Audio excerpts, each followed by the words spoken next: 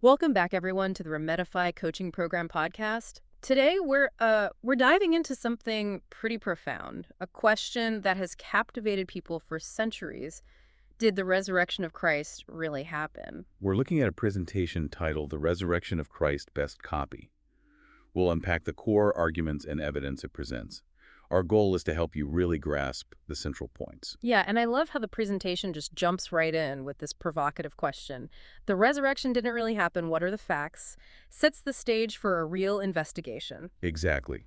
Whether you're inclined to accept an idea or reject it, the starting point should always be investigating the facts. Totally agree. That spirit of inquiry is what a good deep dive is all about. And from that initial question, the presentation takes us right to the heart of the matter. What is the biblical basis for the resurrection? What really happened? And to answer that, it outlines four key areas: the prophecy of Jesus, the empty tomb, the appearances of Jesus, and the changed lives of the disciples.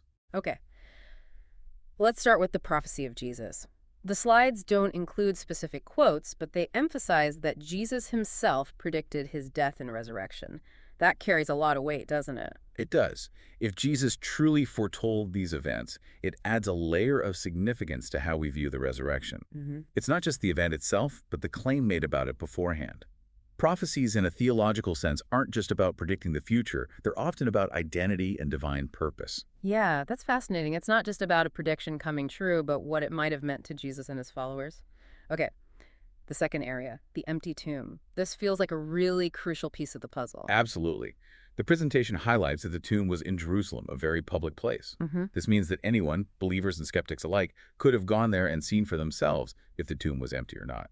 The public accessibility is a key aspect of the claim. Right, it wasn't some hidden or obscure location, and then the slides point out that the tomb was heavily guarded. Matthew 27.6266 is referenced. Why is this detail important in the narrative? According to Matthew, after Jesus' burial, the chief priests and Pharisees, they went to Pilate, concerned about Jesus' disciples potentially stealing his body and falsely claiming a resurrection. Oh, I see. So they were taking precautions. Right. They asked Pilate to secure the tomb until the third day, which he did, posting a guard and sealing the stone. So we have a public tomb, officially sealed and guarded. This leads to the question the presentation poses next. If the resurrection was a hoax, why didn't the authorities, who had a vested interest in stopping the spread of Jesus' teachings, just produce the body to shut everything down? That's a key argument here. The inability or perhaps unwillingness of the authorities to produce the body, despite their clear motive to squash this movement, is a very intriguing point. If they had the body, wouldn't that have been the easiest way to end the resurrection claims right there? Right, seems like it would have been case closed. Okay, let's move on to the third area, the appearances of Jesus. This is probably the most discussed element of the resurrection story. It is.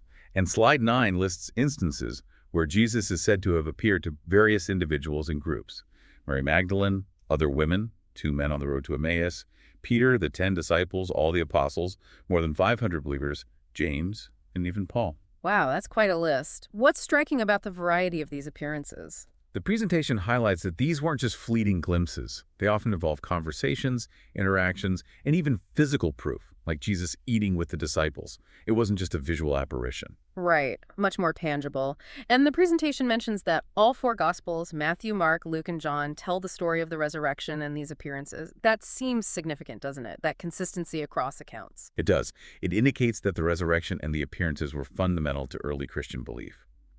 Slide 20 also points out that these appearances were described as quite solid, occurring in various settings, suggesting they weren't just hallucinations. The presentation also mentions that the disciples weren't in a state of wishful thinking, implying that hallucinations would be unlikely given their initial grief. Right. Hallucinations, psychologically speaking, are more likely when there's a strong expectation or desire for something to happen. The disciples were in a state of shock and grief. They didn't expect a resurrection. In fact, some, like Peter, even went back to their old lives for a while. It suggests a genuine surprise, a shift in their beliefs, not something they had planned or imagined. Which brings us to the fourth area, the changed lives of the disciples. This seems to be a powerful argument in itself. It is. Slide 12, titled World Revolutionaries, cites excerpts from the book of Acts.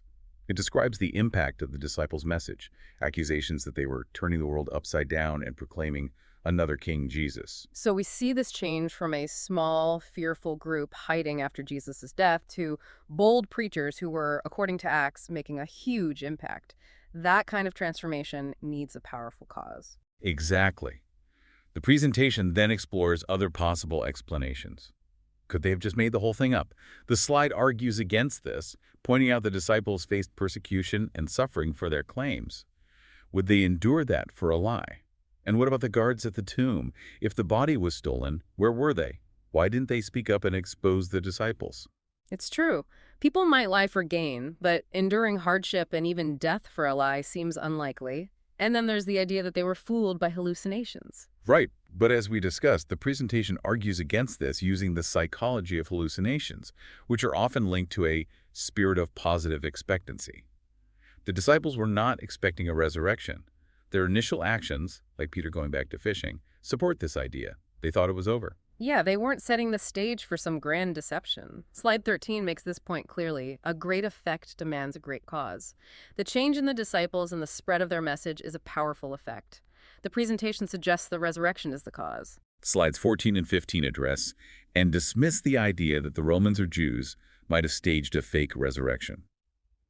The Romans likely saw Jesus as a minor figure. The Jewish leaders, as Matthew 27.62-66 shows, wanted to prevent a resurrection narrative. Why would either of them support such a story? It makes no sense for them to create or back a story that would lead to a new religious movement. Then slide 17 asks, where was the body? Again, if the authorities had the body, wouldn't they have shown it to stop this whole movement right at the start? Absolutely. The lack of a body, despite the clear motive to produce it, remains a powerful argument. So as we finish this deep dive into the resurrection of Christ, best copy, we see how the presentation lays out its case. Prophecies of Jesus, the empty tomb, the appearances, and the transformation of the disciples. A multifaceted approach. And importantly, it encourages you to engage directly with the primary sources. Slide 21 says read the Bible for yourself and do not depend on other people's opinion. Go to this source and investigate for yourself. Exactly. Explore the evidence and form your own conclusions. And for those who want to delve even deeper, Tyrannus Hall Bible College, THBC, has a wealth of resources at https://kk2020.storeshop/Tyrannus Hall Bible College. What aspects of this presentation stand out to you most? What questions does it raise for you? This is a topic with a long history of debate, and these slides offer one perspective on the evidence. I'm really struck by the transformation of the disciples. They go from fear and hiding to boldly proclaiming a message, even facing persecution. What could have caused such a change? And the question of the empty tomb, with all the efforts to secure it, is still compelling. Yes, those are really key points to consider. And for more resources to continue exploring this fascinating topic, do visit Tyrannus Hall Bible College at https://kk2020.storeshop/Tyrannus Hall Bible College. There's a lot more information there to help you in your own investigation. Thank you for joining us on this deep dive into the resurrection of Christ. It's been a fascinating exploration of the evidence presented in this material. Thank you for listening to the Remedify Coaching Program podcast.